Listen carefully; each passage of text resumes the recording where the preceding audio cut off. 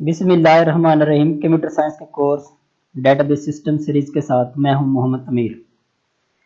इस सीरीज में आज लेक्चर नंबर 12 में हम लोग डिस्कस करेंगे नॉर्मलाइजेशन, फंक्शनल डिपेंडेंसी और फर्स्ट नॉर्मल फॉर्म के बारे में आज हम लोग डिस्कस करने जा रहे हैं। इससे पहले हम लोग वीडियो स्टार्ट करें, अगर आपने हमारा YouTube channel CS Khan studio को सब्सक्राइब नहीं किया तो आप हमारे YouTube channel CS Khan studio को ज़रूर सब्सक्राइब कर लें। चलिए आइए हम स्टार्ट करते हैं आज का टॉपिक नॉर्मलाइजेशन। सबसे पहले इसके हम लोग कंटेंट्स देखते हैं। नॉर्मलाइजेशन क्या है और इसका क्या पर्पस है और इसकी टाइप्स नॉर्मलाइजेशन की कौन कौन सी हैं। इसके बाद फंक्शन डिपेंडेंसी देखेंगे। सबसे पहले देखते हैं कि नॉर्मलाइजेशन क्या चीज है। Normalization is the process of producing a simpler and more reliable database structure।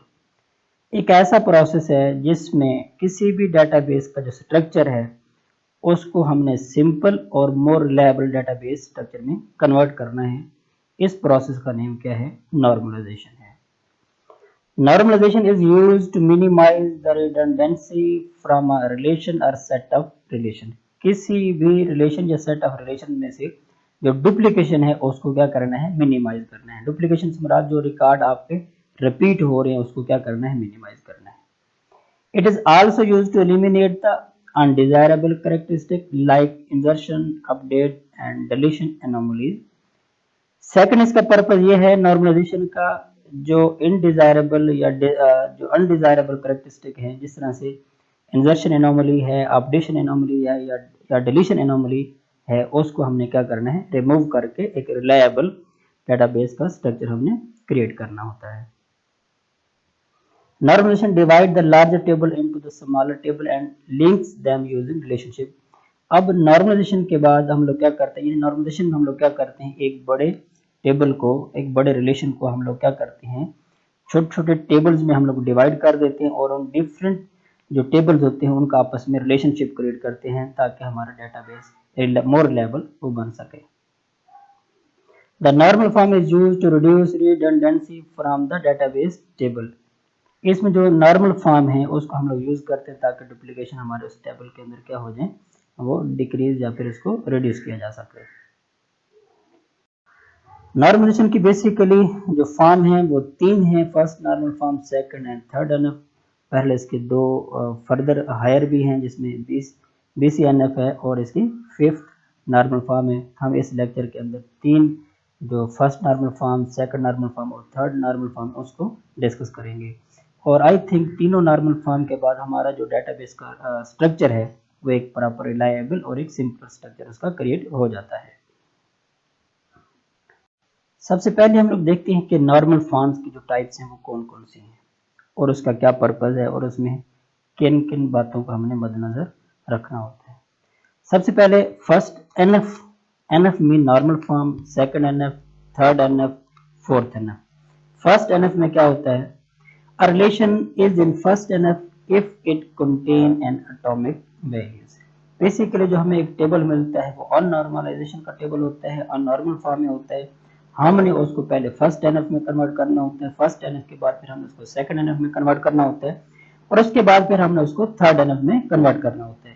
First NF में हम लोग क्या करते हैं? उसके अंदर, उस रिलेशन के अंदर हमने डुप्लीकेशन को खत्म करनी है ताकि हमारे हर एक रोज के अंदर, हर एक सेल के अंदर, हर एक एट्रीब्यूट के जो कॉलम्स हैं उसमें हमारे पास एक एटॉमिक वैल्यू रह जाए। सेकंड एनएफ में क्या करते हैं? सबसे पहले के relation will be in second NF if it is in first NF. Second NF में आपका टेबल तब होगा, सबसे पहले कंडीशन आपका टेबल फर्स्ट एनएफ में हो and all non key attributes are fully functional dependent on the primary key. जितने भी नॉन की एट्रीब्यूट्स हैं उसको पूरे का पूरा प्राइमरी की के ऊपर डिपेंड करना चाहिए। अब नॉन की एट्रीब्यूट्स क्या होते हैं? प्राइमरी की के अलावा जो सारे एट्रीब्यूट्स उनको नॉन के एट्रीब्यूट्स कहते हैं, वो प्राइमरी की के सेट के ऊपर डिपेंड करने चाहिए। जब ये ऐसा हो जाएगा तो आपका टेबल सेकंड एनएफ में चला जाएगा। इसके बाद थर्ड एनएफ में क्या होता है? Relation will be in third NF if it is in second NF. आपका टेबल सेकंड एनएफ में होना चाहिए and no transition dependency exist. और इसके बाद ट्रांजिशन जो है, जिसे ट्रांजिटिव डिपेंडेंसी भी कहते हैं, वो आप एग्जिस्ट नहीं करने चाहिए। अब ये ट्रांजिटिव डिपेंडेंसी क्या है? मजीद भी इसकी डिटेल देखेंगे, पहला ट्रांजिटिव डिपेंडेंसी ये होता है कि नॉन के एट्रीब्यूट्स दूसरे नॉन के एट्रीब्यूट्स के ऊपर डिपेंड करने लग जाए, उसको ट्रांजिटिव डिपेंडेंसी कहते हैं। हमने इस डिपेंडेंसी को रिमूव करना है, और जब ये डिपेंडेंसी रिमूव हो जाएगी और आपका टेबल भी सेकंड एनएफ में होगा, तो फिर ये आपका ओवरऑल जो है प्रोसीजर है, या आपका जो स्ट्रक्चर बन गया है वो थर्ड एनएफ का बन गया है। अब इस तरह से फोर्थ एनएफ में क्या करेंगे, आपका टेबल थर्ड एनएफ में भी हो, और इसके बाद फिर आपने क्या करना है, मल्टी जो वैल्यू डिपेंडेंसी है वो भी नहीं होने चाहिए। इस तरह से आपको फिर फिफ्थ एनएफ में, बहरहाल फर्स्ट, सेकंड और थर्ड एनएफ के बाद आपका जो डेटाबेस का जो स्ट्रक्चर है वो एक रिलायबल फॉर्म में आ जाता है। नॉर्मलाइजेशन की फॉर्म्स को डिस्कस करने से पहले फंक्शनल डिपेंडेंसी के बारे में जानना बड़ा जरूरी है। फंक्शनल डिपेंडेंसी क्या चीज है? Functional dependency is a relationship that exist between two attributes. किसी भी टेबल के अंदर दो एट्रीब्यूट्स के दरमियान जो रिलेशनशिप है उसकी एग्जिस्टेंस को फंक्शनल डिपेंडेंसी कहते हैं। It typically exist between the primary key and non key attribute within a table. किसी भी टेबल के अंदर प्राइमरी की एट्रीब्यूट और जो नॉन के एट्रीब्यूट है उनके दरमियान जो रिलेशनशिप है उसको फंक्शनल डिपेंडेंसी हमेशा वहीं पाई जाती है। ये इसकी डिनोशन है, इसमें x denote bye y।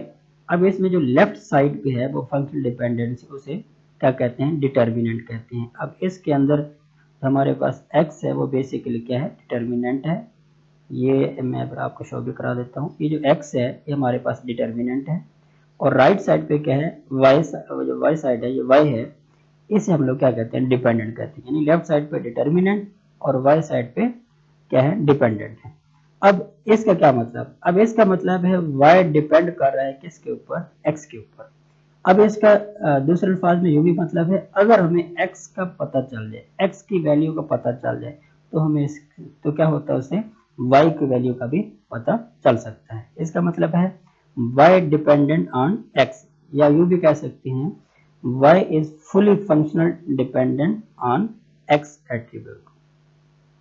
For example, assume we have an employee table with attributes employee ID, employee name और employee address। हमारे पास एक टेबल है, 3 एट्रीब्यूट्स एग्जिस्ट करते हैं उसमें। Here employee ID attribute can uniquely identify the employee name। अब इसमें क्या है, employee ID जो है वो एक यूनिकली एट्रीब्यूट्स है जो कि आइडेंटिफाई करता है किसी एम्प्लॉय नेम से। इसका मतलब क्या है, अगर हमें एम्प्लॉय आईडी का पता हो तो उससे हमें एम्प्लॉय का नेम का पता चल सकता है। If we know the employee ID we can tell the employee name associate with it. Functional dependency can be written as, उसको हम लोग ऐसे राइट करते हैं कि डिटर्मिनेंट को लेफ्ट साइड पे लिखते हैं और जो है डिपेंडेंट उसको हम लोग राइट साइड पे लिखते हैं। ये आपका सिंबल है। अब इससे मुराद क्या है, अगर एम्प्लॉय आईडी का पता हो तो उससे हम लोग एम्प्लॉय का नेम का पता चला सकते हैं। We can say that employee name is functionally dependent on employee ID। आइए हम लोग स्टार्ट करते हैं नॉर्मल फॉर्म्स के बारे में। सबसे पहले जो हमारे पास नॉर्मल फॉर्म है जिसे फर्स्ट एनएफ कहते हैं, फर्स्ट नॉर्मल फॉर्म वो क्या है, A relation will be in first NF if it contain atomic values। उस रिलेशन के अंदर, उस टेबल के अंदर जितनी भी नंबर ऑफ रोज होंगी उनमें एटॉमिक वैल्यूज होनी चाहिए अगेंस्ट एवरी एट्रीब्यूट्स, तो वो टेबल आपका फर्स्ट एनएफ में होगा। It states that an attribute of a table cannot hold multiple value, it must hold only single value attribute। इस टेबल के अंदर सिंगल वैल्यू एट्रीब्यूट होने चाहिए। First normal form disallows the multi-values attribute, composite attribute and their combination। First normal form में multi value attribute भी नहीं होने चाहिए, कंपोजिट एट्रीब्यूट भी नहीं होने चाहिए, या उनका कोई कॉम्बिनेशन भी नहीं होना चाहिए। इस टेबल के अंदर जो कि एम्प्लॉय टेबल है, इसमें आप देख सकते हैं हमारे पास 4 एट्रीब्यूट हैं, employee ID, employee name, employee phone और एम्प्लॉय स्टेट। इसमें जो फर्स्ट रो है उसमें क्या है, एम्प्लॉय आईडी 14 के अगेंस्ट एम्प्लॉय नेम है अली। उसमें जो नेक्स्ट एम्प्लॉय फोन नंबर है, इस कॉलम या इस एट्रीब्यूट्स के अंदर एक से ज्यादा वैल्यूज आ रही हैं, यानी मल्टी वैल्यूज एग्जिस्ट कर रही हैं एक रिकॉर्ड के अगेंस्ट। तो इसका मतलब क्या हुआ, इस रो के अंदर ये जो एम्प्लॉय फोन है यानी इस एट्रीब्यूट्स के अंदर एक से ज़्यादा वैल्यू हैं, तो इसका मतलब ये टेबल आपका फर्स्ट एनएफ में नहीं है। अगर इस एट्रीब्यूट्स में हर एक रो के अगेंस्ट सिंगल वैल्यू हो तो वो टेबल आपका फर्स्ट एनएफ में होना चाहिए।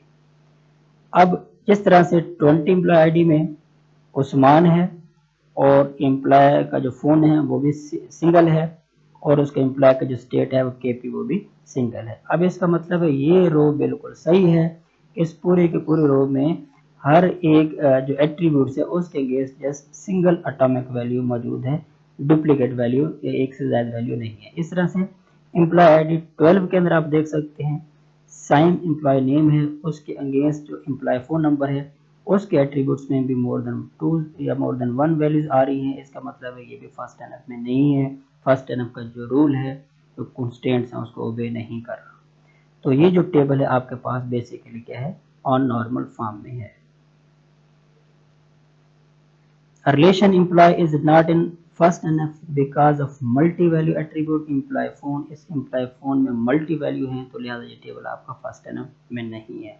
अब ये फर्स्ट NF में कैसे होगा, अब हम लोग क्या करेंगे, इस टेबल को हम लोग बेसिकली रोज में डिवाइड कर देंगे। किस तरह से रोज में डिवाइड करते हैं नेक्स्ट स्लाइड में देखते हैं। इसमें देख सकते हैं ये हमारे पास वही ओरिजिनल टेबल है अननॉर्मल फॉर्म, जैसे अननॉर्मलाइज टेबल है, और ये क्या है बेसिकली हमारे पास नॉर्मलाइजेशन यानी फर्स्ट नॉर्मल के फॉर्म के बाद ये टेबल हमारे पास एग्जिस्ट कर रहा है।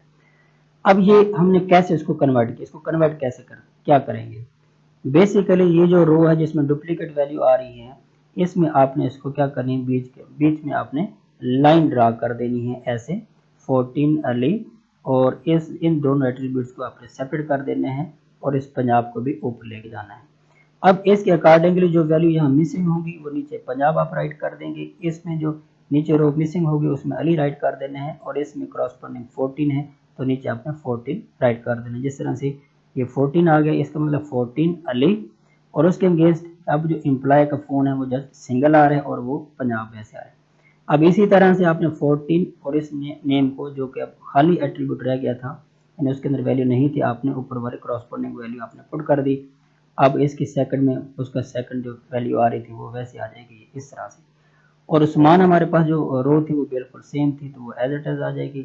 अब इस तरह से सैम के यानी 12 एम्प्लॉय आईडी के वाली रोज में भी डुप्लीकेशन थी, लिहाजा हमने भी यहाँ लाइन ड्रा कर देनी है और उसके करस्पॉन्डिंग अपने एट्रीब्यूट्स को क्या कर देना है, फिल कर देना है। तो ये जो टेबल है आपके पास क्या है, फर्स्ट नॉर्मल फॉर्म में कन्वर्ट हो चुका है। अब आप इस टेबल में देख सकते हैं कि हर रो के अंदर उसके क्रॉसपोंडिंग जितने भी एट्रीब्यूट्स या कॉलम के नेम आ रहे हैं उसके अंदर देखें आप क्या है, जस्ट सिंगल यानी एटॉमिक वैल्यू, कोई वैल्यू डुप्लीकेट नहीं हो रही। सेकंड या थर्ड एनएफ इंशाल्लाह हम लोग नेक्स्ट लेक्चर में हम लोग डिस्कस करेंगे। मुझे उम्मीद है आपको ये वीडियो समझ आई होगी। अगर ये वीडियो आपको समझ आई है तो आप हमें कमेंट्स की सूरत में अपनी राय का इजहार भी करें, और हमारे जो यूट्यूब चैनल है CS खान स्टूडियोज़ को आप लोग सब्सक्राइब भी करें और बेल आइकन के ऊपर प्रेस भी कर दें। अल्लाह हाफिज़।